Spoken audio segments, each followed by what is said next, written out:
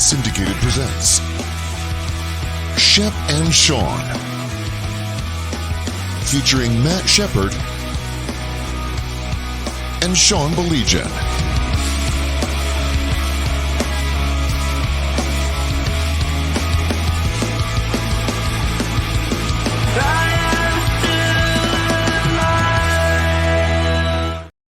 All right, what is up, Shep? I'm done. I'm serious. I am done trying to figure out what's going on. I am heeding my own advice. I like I said it at the end of the year. Stop trying to think about it. Stop trying to make sense of it.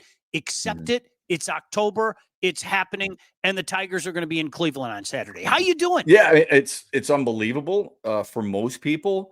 My expectations were really high before the season. I don't think anybody had expectations August 10th. Nobody saw this coming. And now I would guess, Sean, not many people or other teams want to play the Tigers. I ask you this, when you look at the American League, and not that I had this revolutionary idea August 11th, okay? But when you look at the American League, has there been that one dominant team that you can pinpoint to? No. Baltimore was really good, and Kansas City struggled a little bit going into the playoffs, and yet Kansas City allows them to score just one run and wins in a sweep. Remember in 2022 when the Dodgers won 111 games and San Diego beat them and knocked them out? Sometimes it just doesn't make sense, and sometimes it's about matchups. And the Tigers got a really good matchup, Sean, even though I did not expect it to be a good matchup. Houston had won 4 out of 6. Houston had 581 playoff games collectively under their belt. The Tigers had 12. It didn't seem to make much sense, but why try and figure it out, embrace it, and root them on Saturday against Cleveland? It is, Shep, that this recipe is unbelievable. And I also need to remind people, let's not forget, there were some murmurs and whisperings about the mighty Yankees firing their manager just a couple months ago. That's right. When they went in their midseason swoon. So, Good I mean, point. it's amazing how things can happen. Shep, the recipe, I think we know around here, you and I have talked about it, the recipe for success the last couple of months, but I think for everybody to see it nationally, is makes it more special to me because listen, who doesn't know that Andy Ibanez is the last hitter that you want to face in a high leverage situation? Who does? There was no doubt in my mind that Andy Ibanez was going to come up there, being the professional hitter that he is, and slap that down the line and have a bases clearing triple. So two things about that, though. Two things about that. One, I thought that the Tigers got a huge break on the pitch before the double. I thought it was a strike. So a huge break there. Because let's face it, I mean, if you're a Tigers fan, and that's Tarek Skubal on the mound, and he's facing Alex Bregman. Not that Andy Ibanez is the equivalent right-handed hitter. You want that pitch, right? Okay, so that's one. Second of all, I don't know what Josh Hader's thinking. What's his best pitch? Everybody knows it's the slider. Perhaps Ibanez's looking slider. 97-mile-an-hour cutter. I don't understand why you're throwing that pitch. So Tigers got a little bit of a break in both those situations, just like they were unlucky, by the way, in the 7th on what transpired in that inning that had everybody who wears an English D at some point in their life or has one over their left shoulder like Sean Baligian does, and they're going, why in the world are you putting him in? Which I didn't have a problem with. But, I mean, those are some of the nuances in baseball that happen. I mean, look what happened with Milwaukee yesterday, Sean. I mean, holy crap. You get that Mitchell 2-run homer. Right? Who saw that coming?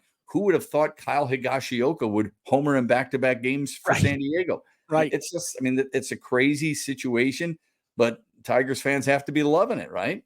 I want to get in particular into the Jackson Jobe thing because you and I agree with this. And I know it's not going to be the popular sentiment, but whenever something like this happens, I've done this for years. I always ask people to look at the flip side of it because it's easy to do it after the fact, but I want you to look at the flip side of it.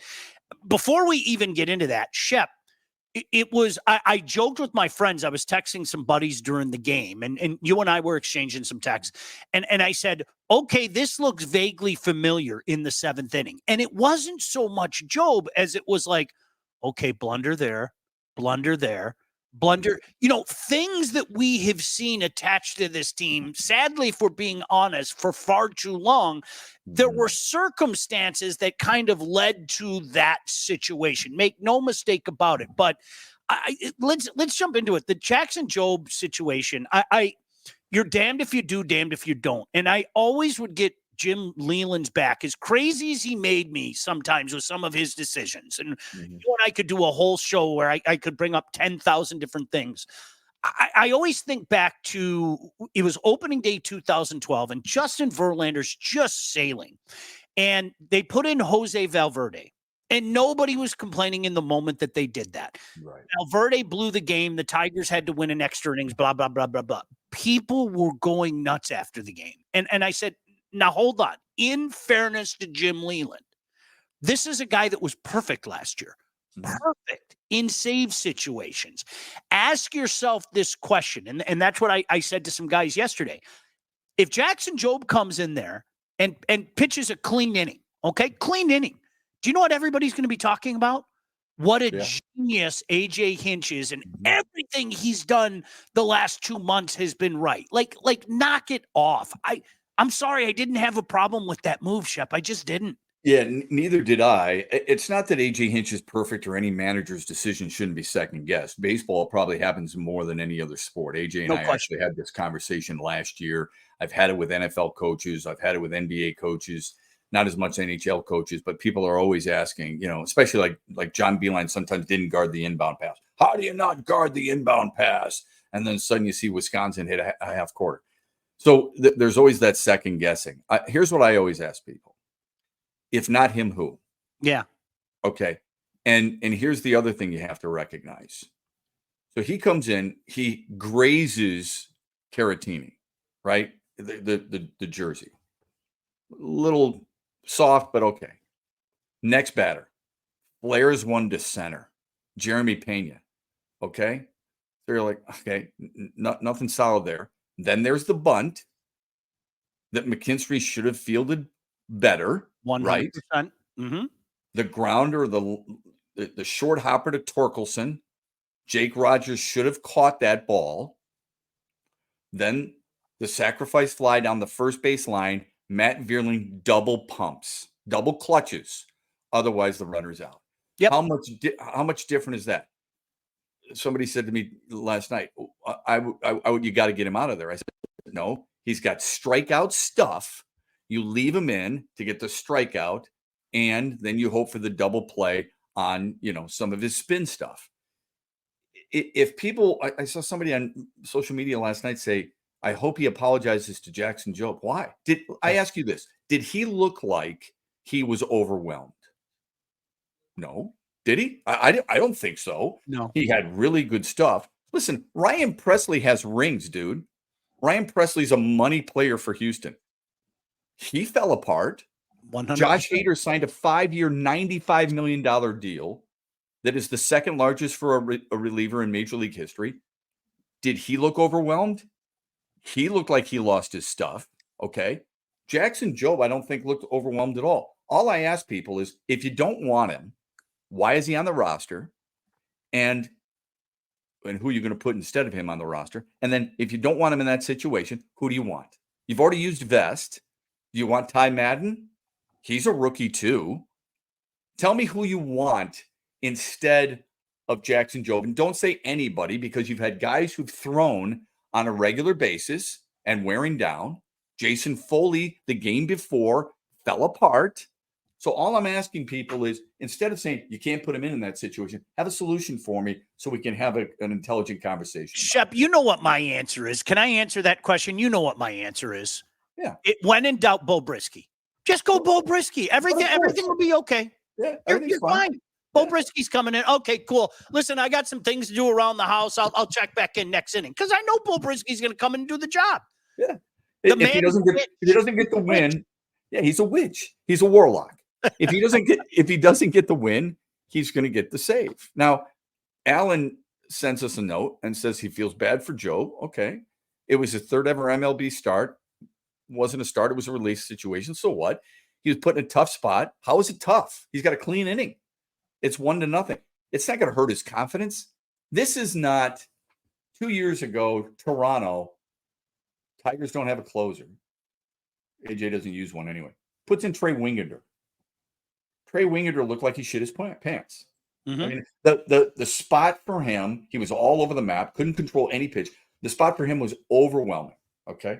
This was not that situation. This was not that situation. Allen says, putting Gunther, the guy who closed out the inning. It's a pitch batter situation. Gunther's a lefty. Okay. Jackson Jobe is facing guys like Jeremy Pena, for example, as a righty. He wants AJ Hinch sees who Houston has coming up in the order. He also knows who Houston has on its bench. So there's a purpose on why he put the guy in at that specific time. Doesn't always work. We know that. But there's a reason he put him in at that specific time because of the matchups that are taking place. And if you don't like the matchups, or you don't like the fact that, you can't manage that way, that's the way he has always managed, at least with this team, because he doesn't have guys who are everyday players. Okay. Now, I would ask you this. Sean Gunther, who came in and did a nice job and has done a hell of a job as of late, even though most people would tell you, I have no idea who that man is. You didn't know that he had 1 year under his belt with Miami and that he hadn't pitched in the major leagues since 2021. Do you think that might be overwhelming for him, considering he's never been in that situation? You know pitch how the guy who's got good stuff, man. That guy has great stuff. Jackson Jobe. He's going to be just fine. And if that situation arose, I'd have no issue putting him in again. None. Shep, I guarantee you, if I walked up to Jackson Jobe, whether with a microphone in my hand or away from the microphone, Jackson, come here, dude, seriously. How did you feel with AJ putting you in at that point in time? Right. There isn't a major leaguer alive, Shep. You know this better than anybody. Right. There isn't a major leaguer alive who wouldn't welcome that, who wants that. Give me the smoke. Give me the pressure. I believe in me. I'm at this point for a reason. I know I can get out of this stuff. And that's the way that I look at it. I always stuff. Yes, exactly. Bring it. Every kid growing up, that's what you want. You want the penalty shot to win a game, right? You want the free throws from Emil Robinson at the end of a game. You want to command that final drive like Joe Montana against the Bengals. Sam Weiss is still having nightmares. And you want to be in that situation, pitching in that situation, maybe even a situation that is even more dire or much more pressure on it than that. They welcome it. More comments from you. Want to take care of some business. First, let's talk about our friends at All About Catering. All About Catering, LLC, full-service caterer. Graduations, weddings, bridal showers, corporate events, anything you need catering for from 25 to 4,000 people. All About Catering can and will take care of you. They have taken care of me and my family. Trust me. I know Rick very well. Rick and his staff, second to none. Customer service and satisfaction is their number one goal. So don't sweat your next big event. Just go to allaboutcateringllc.com today to see their menus and all their 5-star reviews. Give them a call, 586-731-1398 to get your event started. Mr. Positive, giving a shout out. Appreciate that. My Aunt Jeannie said, just go Bo Brisky. Listen, I'm not lying. What are you making for Thanksgiving? Well, I was thinking about a turkey. I think I'm going Bo Brisky. I'm going to name my new meal Brisky. Right. It's not brisket. It's not brisket anymore. It's Brisky. Didn't you say brisket? No. I said Brisky. Brisky. It is. No, Shep, all jokes aside, like, I get it. Like, I'm not trying to be the swarmy know-it-all, and I don't think you are either. But I think sometimes when emotions, are high and we're at a high leverage point, kind of take a step back and ask yourself, seriously, and Alan or anybody else, seriously, ask yourself, okay, if Jobe comes in and gets 1, 2, 3, and they get out of the inning, we're all talking about the brilliance of AJ Hinch yet again. It was a tough spot for him to be in, no doubt about that. But let's be honest, some of the things that happen, and Shep, you did it, chapter A, chapter B, chapter C, there was a lot more to that inning than just watching a kid go out there and struggle. I don't know what it does to confidence. Can I use Houston Street as an example? Sure. People forget. Okay, do you remember who Maglio hit that home run off of? Right. There's a guy by the name of Houston Street, who was pretty damn good. Yeah. Who was the rookie of the year before, who had a pretty darn good season in his second year, gave up that bomb and just walked off the mound. Well, it happens. And went on to have a pretty good and long, successful career from that. Now, I can't sit here definitively and tell you, oh my gosh, Jackson Jobe, his whole career is now on a different trajectory. I don't know. I don't got my crystal ball out, but I can guarantee you, to get at this point in time in his career, that kid's got a hell of a lot of confidence in himself, and I wouldn't worry too much about that. Amen to that. At some point, and I know we don't always want it per se during our lifetime or during a nervous moment for us, but at some point, you have to get your feet wet in that regard, right? Mm-hmm. Goose Gossage at some point, I don't know when the Hall of Famer's first postseason game was, but at some point, he had to experience something like that. And even yet, with all that experience that he had, and he's one of the best closers in history, right? Mm-hmm. Even yet, with all that experience, he still gave up a Kirk Gibson bomb. Yeah. That is one of the more memorable. Dennis Eckersley won a Cy Young, was one of the best closers in baseball, has been in that situation plenty, and yet he gave up one of the most memorable homers in baseball history. Again, if Jackson Jobe looked like he was crapping his pants, couldn't control any pitch like Framber Valdez couldn't in game one, and was getting hit hard, you take him out after 3 batters. I totally understand it. But he didn't, okay? It was a bleeder to center field that might have broken the bat. It was a bunt, and it was a play that should have been made by the bunt. It should have been made at home plate as well. Think of that for a second. Let's say McKinstry makes the play, okay? Runners at second and third, I believe, right? And then you get the ground ball to Torkelson, and the player holds at third base. Pena holds at third. Torkelson gets the out. And then the fly ball down the right field line. Or let's say McKinstry doesn't make the play, and Torkelson throws home, and Jake Rogers holds onto it. Mm-hmm. All right. Then the bases are still loaded. Fly ball right side down the foul line. Veerling catches it, doesn't double pump, or a slower runner is then at third instead of Pena and doesn't go. Suddenly there's 2 outs with the bases loaded. And then he gets the last guy. And I know the last guy is kind of who knows. But let's say that happened. What would we be saying today? Man, right. The kid's got guts, man. Right. He got in trouble, got himself out. This is what I love about this team, Sean. They play with grit. Nothing phases them. I don't think the kid looked phased one bit. No, I want to give you an example, Shep, and we'll show our age when we come back, of a pitcher like literally having a meltdown on the mound where somebody should have gotten him. And I hope you remember this. I like going in the Wayback Machine. I do. But when you said that, that's why I giggled, because there's one that like everybody and their brother could see the man was having a meltdown right in front of us.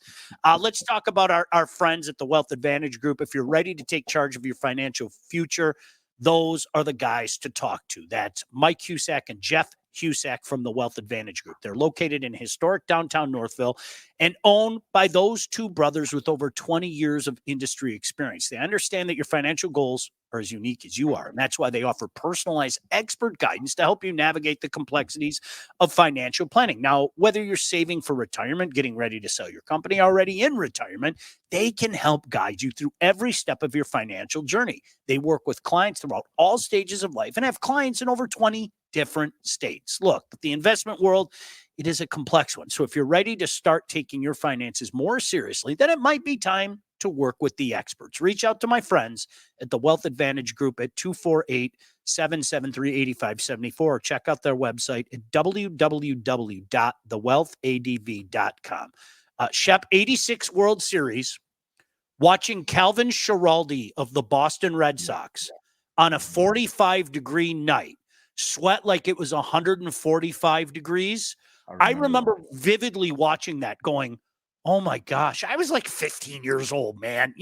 I remember watching that going, was it John McNamara? It was like going, dude, you got to get him out. He was You the got, manager. Yeah. I yeah, think John he McNamara. like I remember like vividly watching that. And like you can go back and look at some of like the videos. He Yeah. was sweating bullets. He just had that deer in a headlight look on his face. And yes, sometimes the moment is too big for guys. And I'm convinced, and no disrespect to Calvin Schiraldi, I'm convinced in that moment somebody should have taken the visual cues and gone, all right, who do we got? Who did Bruce Hurst in the bullpen warming up? Anybody at that point in time? Sometimes, Yeah. yeah, it does happen. So and a lot of that is dependent on how long do you stick with it. I said this last night jokingly. It's kind of like me pulling my driver out. It's terrible off the tee the first few holes. Do I keep it in the bag and just go 3-wood and go shorter but straighter, or am I going to try and fix it? Right? How long do you go with a guy? You bring up Schiraldi. It's a really good one. Do you remember Donnie Moore? Oh with gosh, with California? So Donnie Moore pitched for a few different teams, but yeah, and God bless him, because it got to him. It was so bad that unfortunately he left this earth. But Donnie Moore, he had that meltdown at home against, I believe it was Boston. it was Dave Henderson. Yeah, Dave Henderson, right? Mm-hmm. Yep. So yeah, a couple comments. Let me see. I like what Tim said. Tim said, where is it? Hopefully they're enjoying the ride because we know they're overachieving. If I insulted the Tigers, so be it. We know it's the truth. Yes. I don't know. How could anybody, why would you get offended at that? Sometimes it happens. yeah, I would much rather be in this position. Thank you. Yes. But Tim later says he looked terrified. I don't know if he's referring to his previous text to Calvin Schiraldi, or if he's referring to Jackson Jobe. I hope he's not referring to Jackson Jobe. Alan added, because Alan brought this up about Jackson Jobe. I'm sure when we look back at it, it'll be a huge moment for his career, but it was just hard not to be critical of AJ in the moment. Dude, listen, Alan, I hope you understand this. I get it. Yeah. Like Shep, I don't want to speak for you. I think Shep gets it. I do get it. But sometimes you kind of have to take that step back and go, oh, I think it's great that he did that. And it didn't work out, but you know what? It's one of those things that, here comes that quote again, Shep, damned if you do, damned if you don't. This is indeed a rare occasion. Todd's chirping up. Hinch is managing an unconventional team in an unconventional way. With a stacked bullpen and strong hitters, consistency in pitching rotations and batting orders, it will win you more games over time. We can't win that way against stronger opponents, IBA, OPS, ERA. Hinch has to play the odds game on an out-by-out basis rather than by game or series. The one hitch with the approach is the mental side. Players have to have a short memory, and he has developed that as well. Yeah, that's a really good one. I don't know if there is an opponent that has batting average, OPS, and ERA that stands in their way. Cleveland's ERA is really good, but they're not so strong offensively, and we know that firsthand. They've been really close games all year long. It is. He's right. It's a very unconventional team. Sure. In this sense, that you have to mix and match. And you just don't know where guys are going to be playing. Like Matt Vierling's playing third base in game 1. He's playing in right field in game 2. This is not AJ Hinch's Houston Astros. He and I used to talk about this. I said, he goes, I don't mind these types of teams. I kind of like it sometimes because, as a manager, it's quite challenging. And I said to him, don't kid yourself, though. You want what you had in Houston, where every day you pull into your parking spot at the ballpark, and on your lineup card, it reads Altuve at second, Correa at short, Bregman at third, Springer in center, Tucker or whomever in right, and you only have to worry about a left fielder, maybe a first baseman every once in a while, and catchers you're going to rotate for the most part anyway. So don't kid yourself. That's what he's like, oh, yeah. Who doesn't want everyday players? Right. Every manager wants that. Todd, it's funny that you bring up, that was what I tweeted out when they responded to what happened in that 7th inning with the Andy Ibanez inning. And it reminded me so much. I've said this forever. I love Connor Cook. I love Connor Cook because he was a big, dumb dope that had zero memory. He would do he would make dumb throws, horrible interceptions, and you would sit there going, what is this guy doing? Are you serious? And it'd be like he'd go to the sideline, Shep, and he forgot about it 10 seconds later, and then he'd go slash your throat the next drive. And that's what made him such a good college quarterback, is he had no memory, because other guys let that stuff linger.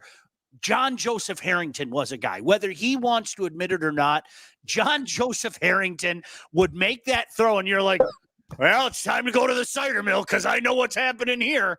And John Joseph Harrington would just, the whole house would fall down around him, right? And you have to have no memory. And that's the beautiful thing about this Tiger team right now. And Todd, I honestly, I tweeted that out yesterday. They have no memory. It's like, okay, that sucks. All right, so we're going to get this guy and we're going to get that guy on. And of course, one of the most clutch hitters in the history of mankind, Andy Ibanez, is going to come up and clear the bases. That's the beautiful thing about this team, Shep. John Joseph Harrington. That's phenomenal. We sometimes forget that even the best of the best fail. Okay, not every game-winning drive. John Elway didn't lead every game-winning drive. Mariano Rivera blew games. Everybody has to remember the Miguel Cabrera where he hit so far into the netting at Yankee Stadium, and he was going, wow, right? Yeah. These things are bound to happen, right? You go with what you know is best if you're the manager, in the sense of the matchups and the type of pitcher that you have on the mound and the type of hitters who struggle with the types of pitches and the arsenal that he has. And that's, I think, what he was doing. You bring up John Elway. You want to talk about a guy that completely changed the narrative and his legacy in the last 2 years of his career. I challenge people, Shep, I don't know if your kids did the same thing. My kids went through a Simpsons phase where they just watch old episodes of The Simpsons going back to the 90s. I can't tell you how many Simpson episodes made some crack about John Elway and the Denver Broncos choking in the big game. It is fascinating to me. And the guy goes out and wins 2 Super Bowls in a row, in particular the first one, the way he did it. And everybody's talking differently about him. It is amazing. He was literally the poster child for a gag. I mean, it's fascinating how that works, isn't it? Wait a minute. I thought it was the second one, Sean, where he had the run in the helicopter. Wasn't it all about Terrell? Yeah, it was. Terrell Davis. Yeah, that was the second one. Right? Yeah, Terrell Davis was the first one. Yeah, and ended up being the MVP. Yep.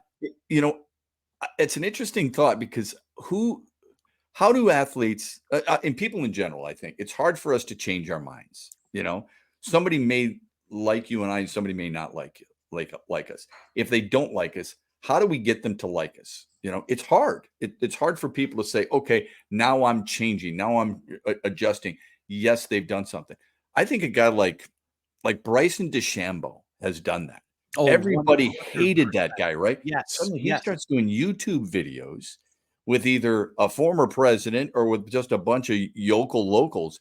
And everybody loves him. And he reaches the fans. Joey Harrington, John Joseph could not do that. But it's interesting that some guys have that ability to change the narrative. Yep. It takes something special to do that. Got a few comments to read. Let me tell you about Legacy Partners first. Did you know that thousands of Metro Detroiters have already called Legacy Partners to get help with their home and auto insurance? Our friends at Legacy are one of Southeast Michigan's top independent insurance agents. They provide a full-service, one-stop solution for all of your insurance needs, personal and business, large and small. Legacy has helped our listeners by fixing the mistakes that other agents have made. They ask the right questions to get the right coverage put in place to properly protect you. Most importantly, on these days, help save you some money. Chances are, if you haven't checked your policies in the last year, you're probably paying too much and you could be underinsured. What are you waiting for? Give Legacy Partners a chance to help with your home, your cars, life insurance, Medicare enrollment, business insurance needs. Call them today, 586-209-4106, or visit legacypartnersins.com to get started with your new quote. Great guys, sports fans as well. Mike Krupinski. Nice to hear from you, Mike. Checked in. Gossage gave up 2 runs on 3 hits in the first postseason appearance in '78 for the Yankees. Game 3 of the ALCS. Yankees won the game 6-5. Allen said, I love this team more than the early 2010 teams because of the heart they have. They've defied all the odds. If they win the World Series, where does this team rank in all-time Detroit teams for you? My gosh, that's a let me go backwards. I think 2006 will always have a special place in people's hearts because of that which you just said. Nobody saw it coming. And then down the stretch, everybody thought they were going to collapse. And then everybody thought the Yankees were going to sweep them. So that will always have a special place in people's hearts. But here's the thing. It'll never be the same because now there's going to be expectations across the board. It's never going to be the same from this point moving forward. And I always remind people, Shep, that people forget 2006 to 2011, there were no playoffs. There were a lot of, okay seasons, but there were no playoffs. Boy, oh boy. Okay, I'll play Alan to your point. If they win the World Series, this might be Shep. I don't even want to say it, but other than the Lions winning a Super Bowl, this might be the most beloved team of all time. The whole grit, and we put our arms around them because nobody expected them. That whole vibe that you got maybe with the 2004 Pistons. This would be one of the most revered World Series wins ever. Yeah, I was going to say that the 2004 Pistons, I would say the 97 Wings, just because of it had been so long, right? 42, and we saw them grow a little bit with this team. I do take a little bit of exception when somebody says, I love this team because they play with heart, and the teams in the 2010s didn't. I think 2011, they played with a lot of heart. I think Brandon Hinch played with a lot of heart. I think Alex Avila and Johnny Peralta played with a lot of heart on that team. Victor Martinez had 103 RBIs and batted .330, and some people thought he should have won the MVP. You're not just doing that without caring, right? I think this has just been a surprise. It's kind of like you said, the 2004 Pistons. That surprised everybody, especially in the finals, right? Carlos Guillen with a dip that rivals a Baligian dip, glaring at Weaver on that Sunday afternoon. Honest to God, it's one of my favorite memories. Just that glare that he gave him, Shep, and Weaver having the obligatory meltdown. Like the Tigers from that point on just went like that and ran away and hid from everybody. Yeah. That's a good one. That's a really good one. Yeah. And talk about a meltdown. That's the meltdown that you were referring to. Oh, absolutely. Weaver, right? Yeah. After that. Yeah. Wonder if Elway is sending Christmas cards to Terrell Davis to this day for being a Bronco. Boy, was that team good. Jeez, Pete. Who wins, KC or Yankees? Well, Eric, let's be honest. I know they're your Yankees, but the Central Division is the greatest division of all time. Maybe there's a reason why the White Sox lost 1,322 games this past season, Shep, because now we got 3 AL Central teams in the Final Four in the AL. No, I think the Yankees win. For what it's worth, I think the Yankees win. Well, and I understand that, but look what Kansas City just did. I mean, they hold Baltimore to just 1 run in 2 games in Baltimore. And that's a really good Baltimore lineup, I think. Yeah. I think it's arguably, I don't think it's as good as Philly. It's probably not as good as the Dodgers, but it's really good. If we think it's the Yankees over the Royals, and I think Kansas City's going to have some good pitching in place. Bobby Witt Jr. and Salvador Perez, I'm all for. They're 2 guys who I absolutely love. You still have Rodon pitching for them, right? Garrett Cole should be good enough to go, I believe. I don't know, man. I wouldn't put it past Kansas City. I love the way they play. They play with youthful toughness and youthful exuberance, just like Detroit does. Rogelio, who is a great baseball guy, if you don't follow the stuff that he does, Shep, I'm sure you know that. He said 2006 to me eliminated all the bad baseball I watched in the 90s. Those games in New York were so pressure-packed. I thought the dream would end. 2 moments jump out to me. Having Joel Zumaya literally break Alex Rodriguez's femur on that breaking ball. Do you remember that at bat, Shep? Was it the 7th inning? I don't remember it. High leverage. Everybody thought that Zumaya was going to rear back and throw 103, mano a mano, and he threw 79 mile per hour garbage at A-Rod and literally broke his femur. It was awesome the way that, because A-Rod's up there expecting what everybody else was expecting. And I will say this until my dying day, as fun as it was when Maglio hit the home run, and Shep, it landed right behind my son and I, that Sunday afternoon against the Yankees was magical. It's honest to goodness one of my favorite moments as a sports fan, to watch all those Yankee fans leave the park in the 5th inning when it was 8th inning, and then the spontaneous celebration where the guys went into the room and then came back out and celebrated with the fans. It was Pretty cool. Yeah. It was magical, absolutely magical. Rogelio, was it a curve? It was. I just remember he dropped like 20 miles off the pitch. Like he threw heat at him and then came back with 79. And Shep, you've seen it 1,000 times. He buckled. It looked like he broke his femur. It was, loved every second of it. What do you think about this series though, Shep? By the next time you and I are together, the series will already had a couple games under their belt.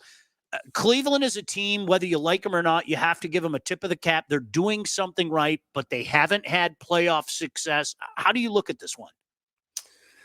Well, we know Cleveland beat them 7 of the 13 games, but 5 were, I believe, in extra innings, or one-run games, rather. 5 were one-run games, 2 were extra innings. Detroit actually outscored them.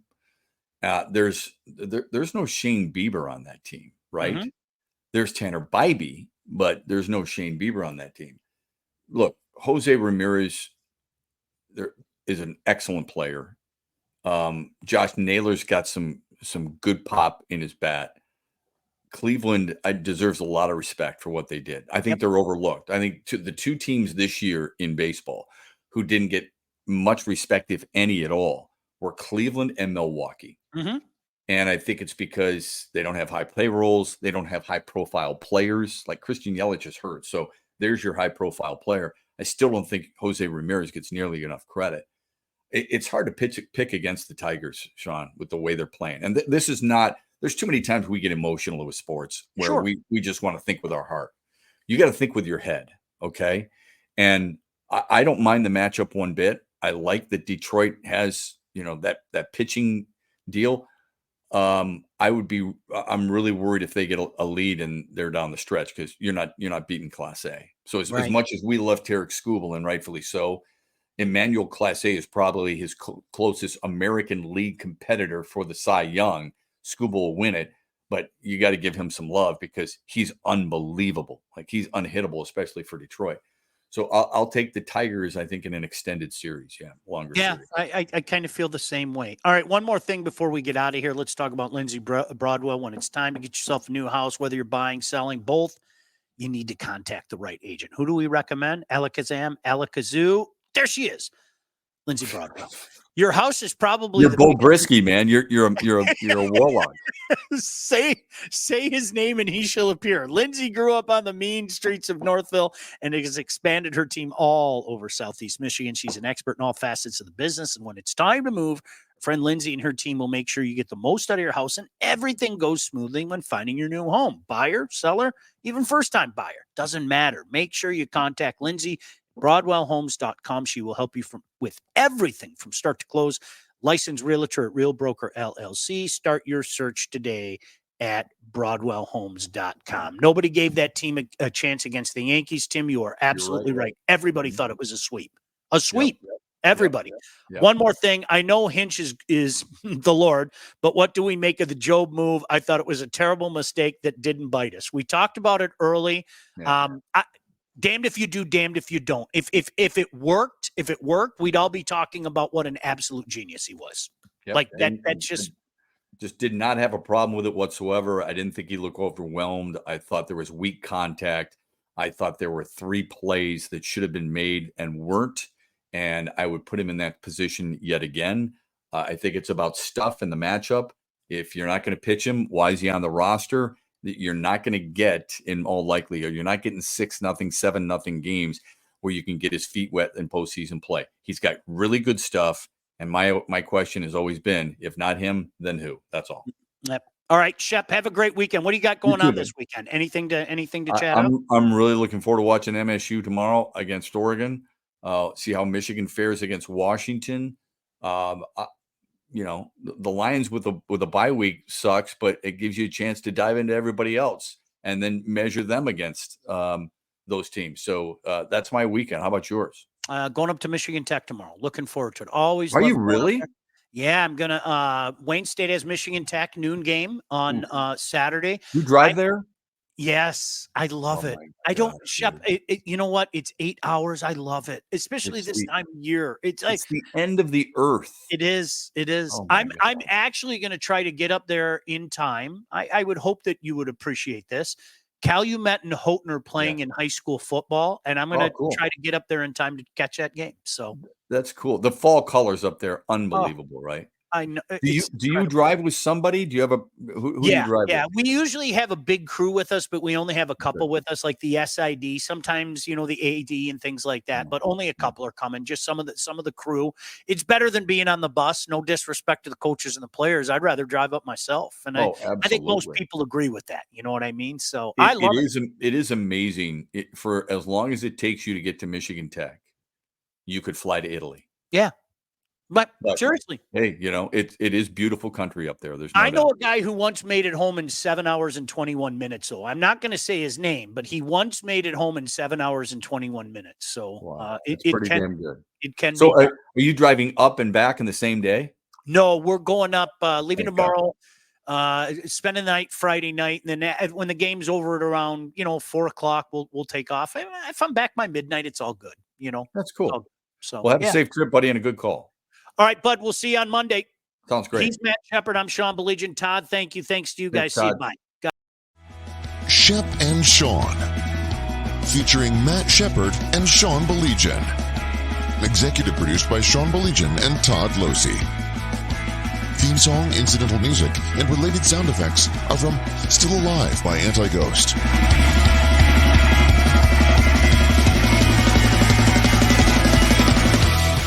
Engineering, mixing, and graphic design support provided by the Unsyndicated Podcast team. Don't forget to like and subscribe on all your favorite channels. While you're there, be sure to rate and review the podcast.